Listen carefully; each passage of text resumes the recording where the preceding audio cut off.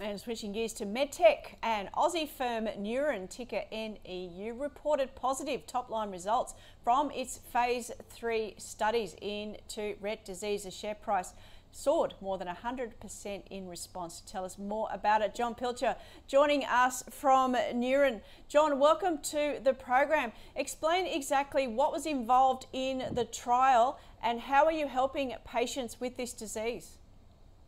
Yeah, thanks very much. It's good to be here. So this was a groundbreaking trial. There'd never been a phase 3 trial in Rett syndrome that's been successful before, and the results that were released yesterday unambiguously positive. And so this can now be the first drug approved to treat Rett syndrome. Rett syndrome is a terribly debilitating disorder, emerges in early childhood, affects just about every aspect of the girls' lives. And so really, we're all about trying to do something about that. And the results now mean that our US partner, Acadia, can then proceed to file a new drug application with the FDA. And so, that'll be the last thing before getting this drug onto the market and to be able to be used by patients. So what does it mean financially for the company? Should we go and get this approval to go and put into the US market? And of course, what other markets are you targeting down the line? Yeah, so it was a massive day for us yesterday because it opens up two things. So the Acadia partnering deal, they have North America, we have the rest of the world, and we get free and full access to everything they've generated, and they have funded and executed the whole thing to use in the rest of the world. So there's two economic impacts for us. We get royalties and milestone payments from Acadia on the US market. So up to $455 million US dollars in milestone payments, plus double-digit percentage royalties on all sales. All of that money will flow to the bottom line for us. So 111 million Australian dollars over the next 2 years, plus the double-digit percentage royalties, and and they could be in the tens of millions. And then there's the other aspect. So we can now go and commercialize outside North America.